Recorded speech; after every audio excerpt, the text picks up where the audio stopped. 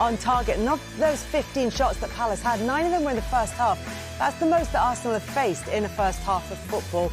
But Arsenal's XG were higher, the quality of their chances was better. They were in the Crystal Palace box much more often than the reverse happened, and they had more passes in the final third and more possession. And of course, the most important thing is that Arsenal come away with that 5-1 win against Crystal Palace. And in a way, Paul, they sort of grew into that game. But how would you rate that Palace performance? It was a 5-star scoreline. Was it a 5-star performance, do you think? I wouldn't say Arsenal were unbelievable today. I wouldn't say, oh, my God, their football was amazing. It was a great away performance. I mean, Crystal Palace, I know you looked at the fixtures, you thought Arsenal, the fixtures they had coming up. Everton was always going to be hard if you didn't score in the first 20 minutes. Fulham are a good team. And then you come to Palace, who are really in good form. So it's timings of football matches. This was a big game. They had to win this football match today before Liverpool and Chelsea played tomorrow. And they've done that. And, and I think with everybody scoring Jesus 2 and then spreading the goals around, it's just a brilliant result. I wouldn't say the greatest performance, but a needed result. They were clinical, Paul, weren't they? Yeah. And the goalkeeper made good saves at the right time in Raya. Because they had to suffer a little bit. When a few weeks ago, it was Saturday Night Football and they played against West Ham and they were so convincing that game. West Ham got a couple of goals just before half-time, but that was a really pure performance in every respect of the word. Today, it was a little bit more difficult. Sarr and Mateta certainly caused them problems.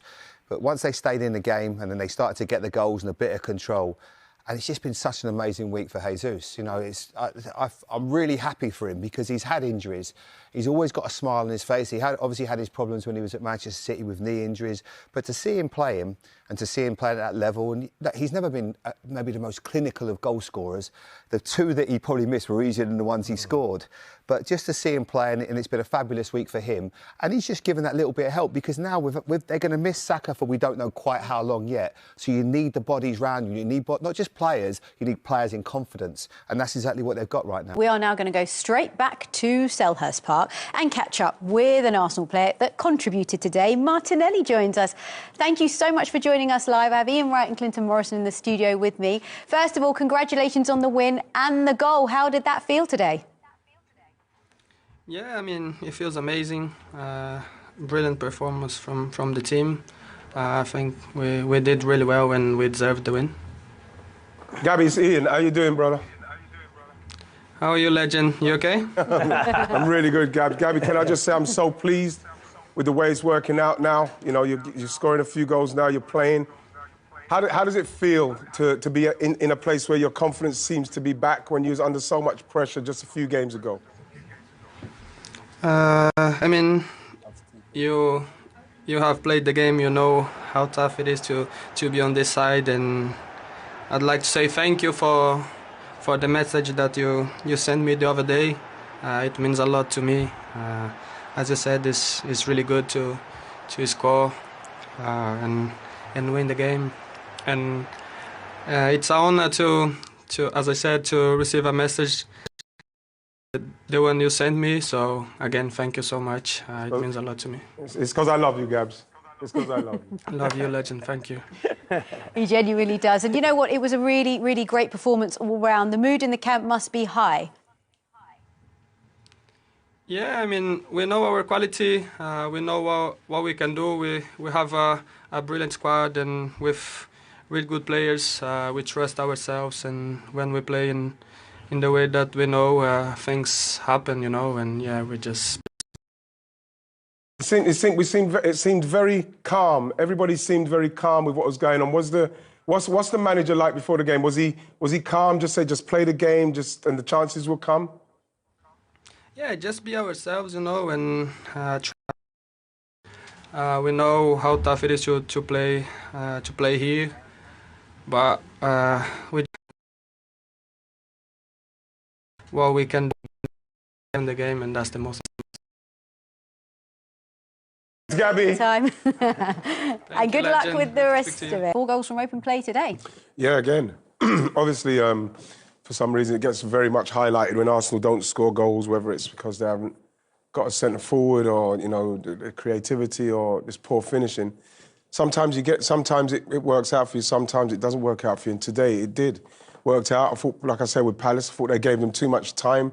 The space that the Arsenal players had in the box was too much, and they punished them for it. You know, so it was a performance that they needed away from home, a dominant performance, just to say, yeah, we're still here, we're still around it. Did you expect to see a little bit more from Palace in that second half? Yeah, most definitely. What was it, 3-1? The next goal was crucial. We said it at half-time. Yeah. The next goal in the game was crucial. Start the second half on the front foot. Go and press them. He did it in the first half where he had a big chance where Mateta at 2-1 had a golden opportunity. The pass from Saka weren't good enough, and it's a good save from David Raya. The game could have changed, but I think Palace showed Arsenal too much respect. But credit to Arsenal, they were clinical in the second half. Well, we talked about the fact it was 3-1 at half-time, and then Martinelli got on the score sheet. Talk us through this goal then, Righty. Well, again, like Clinton mentioned about Jesus and the hat-trick, I'd be devastated if I missed a chance like this, because he looks very, I just have to get connection with this. But Martinelli, credit to him, got himself in the box, reacted really well on this. Look at Klein, just got totally moved by Trossard's movement there. And he's had to come back for it a bit, but it didn't seem like he was hungry enough for the hat-trick. But it's a good job that Martinelli was there. But, again, good football from Arsenal, and, they punished Palace. Yeah, Martinelli's fourth goal of this season. Again, goals breed confidence, which is exactly what he needs as well. He needs it. They're too reliant on Saka. They've been like that for most of the season. Other players have to start chipping in. So this will give him confidence. It will give Jesus. Jesus will be gutted. I'd be gutted.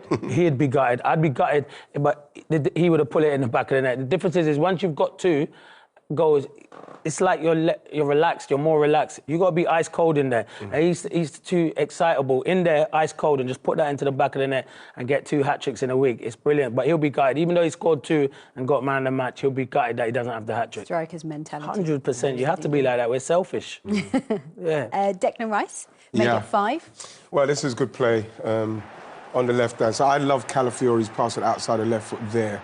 And then you can't actually get close to Declan there because the touch is so good, Clint. Yeah. Right? But, you look at too much time, too much space again. You know what I mean? You give players of this quality, look, one touch turn, Dolly actually gets a hand to it, but he saves it. One touch turn, you're going to get punished. And if you give a team like Palace, even a team like Palace who are so-called not finishing well and not creating enough chances, that kind of time and space, the quality of the player will punish you, and there it is. Yeah, it's a brilliant finish. You can't give someone the time and space of Declan Rice's quality, but I agree with Ray. The touch makes the goal. The touch makes the goal. His touch is perfect. He doesn't then have to have another touch. The touch is so brilliant in one movement. He just bends it, uses the defender and bends it into the far corner. Fantastic finish, but he shouldn't have that much time.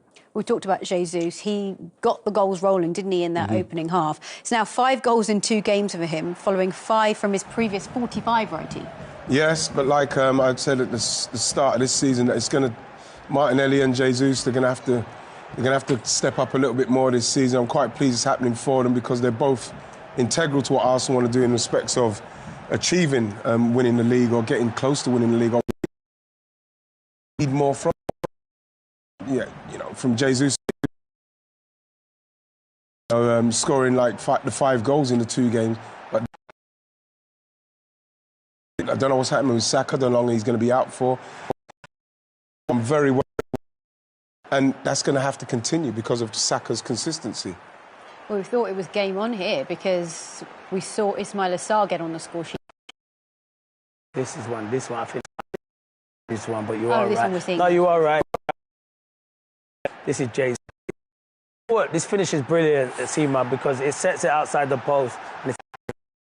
But you know what? No one's marking him. He's on the edge of the box. So he's got so much time and space, but fantastic finish. And that's just a confidence. Because Wright will tell you, 2-3 weeks ago, you would have seen Jesus putting that in the back of the net. It's all about confidence as a centre forward. That's what it is. That's what it is. And again, with that much time on the edge of the box, you've got enough time to think and calm down. You're gonna score the goals. And again, Palace have to look at this and really be a bit disappointed with the way they played at home. And when he looks at that, he'll be rather pleased. Normally we look at season stats, don't we? But this is this week's stats because 2 appearances, 5 goals, 10 shots, 8 on target. But the goals is the most important thing there. Yeah, it is. And people keep talking about Arsenal need a centre forward. And yeah, I do think Jesus does too much work outside the box. But that's his position. He can play off the right, the left. We always know Jesus when he was at Man City like that. But if he can stay in the box like he did tonight, he'll be a handful. And like he did in the midweek as well. Arsenal might have the man that they need. You keep talking about strikers.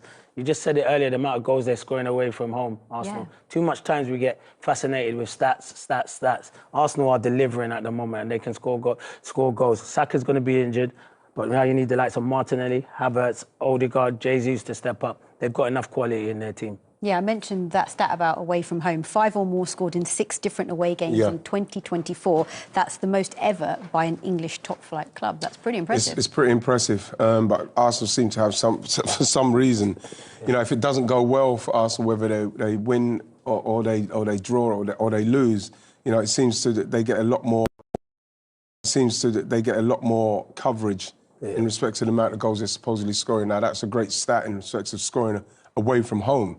Now all you're hoping is that they can continue to take their game into anyone they're playing against and create the same amount of chances.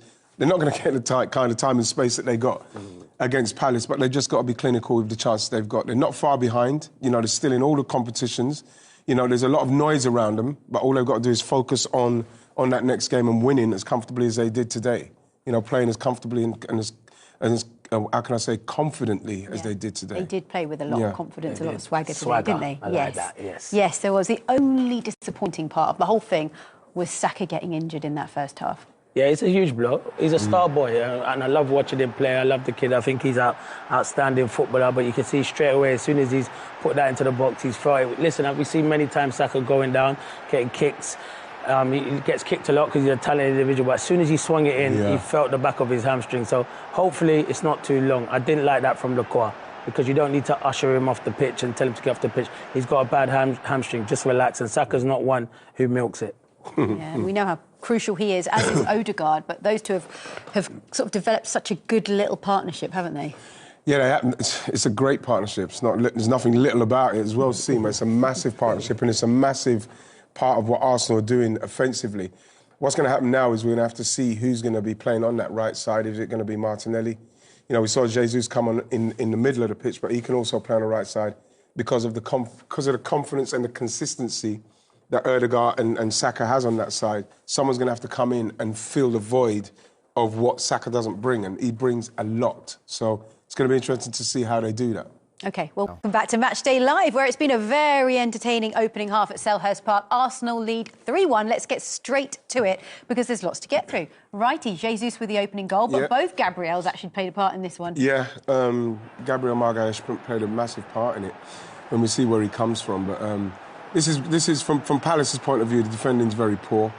We'll have a look at that in a minute, because you can see Jesus at the back stick with so much space. And what happens is that you see Gabriel coming across, that then attracts Nathan Klein, and then Tyrick Mitchell goes in as well, because Gabriel now is somebody that he has to pick up. He hasn't looked and he hasn't seen Jesus, and so what happens is that if that ball can clear them all, which it does, and he's got a free shot. And again, it's poor defending, but again, we're talking about a striker who's in top form, and it's fallen to him. Well done. Yeah, absolutely, of course. He scored his hat-trick midweek and then got off on the score sheet really early on in this one. But then Palace replied 5 minutes later. Sarr on the score sheet once again. Yeah, and it's a good move. Lerma plays it into Mitchell, and the finish from Sarr is outstanding. You can't... It's such a fantastic... You kind of use it. But you look at here, Partey, that's not the danger. I don't know why he's going into a group of bodies. If he stays where he is, the danger is Ismail Sarr. Doesn't check his shoulder, and it's a good ball from Mitchell, good run from Sarr. And Saliba, go and engage him. And then if you're going to let him come into the box, show him on his left foot, he's not as strong. You show him onto his right foot, and I must say, once he gets into that area, Sarr, it's a brilliant finish. It's a good goal. See, look, Saliba, he looks small as well. Yeah. He looks small. He's got to engage him, make him do something, take him down the outside, like Clinton said. But it's a great goal. Don't take nothing away from the goal. Yeah, that man there having a really good season. But then Jesus struck once again. Yeah, look, they're causing chaos at the back post there with the ball, you know, floated ball. But that is a finish of somebody like the centre forward who's on form at the moment. This is really clinical, the way he puts this in the goal. That's fantastic goal there. But again, you know, he's free. You know, he's a man on form, and no one's picking him up on the edge of the box. With time, you'd expect him to hit the target. So I'm pleased for him, because it's been a rough ride for him the last few months. It has indeed, but what a week it's been. This is just this week in all competitions, 2 appearances, 5 goals. It just goes to show, and that's from 8 shots, by the way, 7 on target. It just goes to show, and you guys can tell us more than anyone, No, when you're in confidence... Yeah, he doesn't need that because he didn't go through droughts like what me and Jesus did. It can happen to strikers, so I can probably explain what Jesus was going through, and it's a struggle. And when you're not playing and not scoring goals, you suffer from confidence, and then you forget, as a striker, should I keep getting into these positions? But now when you score a hat-trick, you're full of confidence, and every time you make that run, or every shot you have, you think you're going to find the back of the net. It's different, seems. He never struggled like that. Of course he didn't. He might not want me to say that, but no, you didn't. Been too nice. No, I'm telling the truth. But they are his first Premier League goals this season. Yeah. He hasn't had so much game time, but it's brilliant that he's off the mark now. And actually, he contributed heavily to this 3rd one as well. Well, again, like Palace, listen, if you're coming to Palace and you've been in bad form and they're going to leave you to have this kind of space in the box, you're probably going to score goals, especially with the quality that Palace got. Martinelli does brilliant there. But when you look where Jesus is, in between the two, someone's got to pick him up. He's, obviously he's worried about Kai Havertz, but someone's got to be tighter. Look how much space he's got. And then Kai Havertz's movement when the ball's coming across, you can see he's the only one that moves when the ball comes across, and he's the one there to pick up the pieces. But again, with players, you have to put these players under pressure. When they can. And Palace, very surprised they didn't. But then if they're under pressure, then you see the mistakes. But if you don't, they'll punish you like this. They'll punish you. It was, however, disappointing to see Saka going off with that injury. It looked like a hamstring injury, would you say? Yeah, I'd say it's a hamstring. As soon as he goes past Mark Gay, gets the cross in, and he turns around straight, he feels the back of his leg, and you know it's a hamstring injury. It's a huge blow because I love him. I think he's a fantastic footballer. You want to see the best players on the pitch, and it could be a long time he's out. Hopefully it's not too bad, but it didn't look good. And one thing I know with Saka, when he goes down, 9 times out of 10 he usually gets up and he's back on the pitch. So you know it's a bit of a bad one. Never nice to see, Wrighty, but we hope he recovers from Well, again, this is what happens in the season, especially a season where you've got a team that's trying to challenge for things. When you lose your best player, because he's the best player, then it's up to people to step up. And I think in the moment, Martinelli stepped up, set up the goal. So, we'll see how it goes. But, yeah, he's a massive miss. He is indeed. Bukayo Saka suffered a major injury scare after being forced off for Arsenal against Crystal Palace. The England winger was left in real pain before being replaced by Leandro Trossard after 23 minutes. The 23-year-old was seen sitting on the Selhurst Park turf and clutching the back of his right leg. Saka suffered a similar injury earlier in the season while playing for England in their defeat to Greece in October. The injury eventually kept him out for over a month, missing 9 games in total, and now a new setback puts Saka in doubt for Arsenal's clash with Ipswich Town on the 27th of December, with Brentford next up on New Year's Day. The Gunners face Brighton just 3 days after taking on the Bees, meaning Saka could miss multiple games. He put his hand up straight away, said Sky Sports co-commentator Jamie Carragher. I know he gets a little bit of ridicule at times for going down too much. But it looks like a problem. It will only be a problem for Arsenal if it's serious. It looked like his hamstring when he tried to put a cross in and it got blocked. Arsenal look poised to claim all 3 points without their talisman though, having taken a 3-1 lead in the London derby thanks to a Gabriel Jesus double, his 4th and 5th goals this week after a hat-trick against the Eagles in the Carabao Cup, with Kai Havertz also on the scoresheet. And Arteta's side moved 3 clear in the second half after Gabriel Martinelli's strike.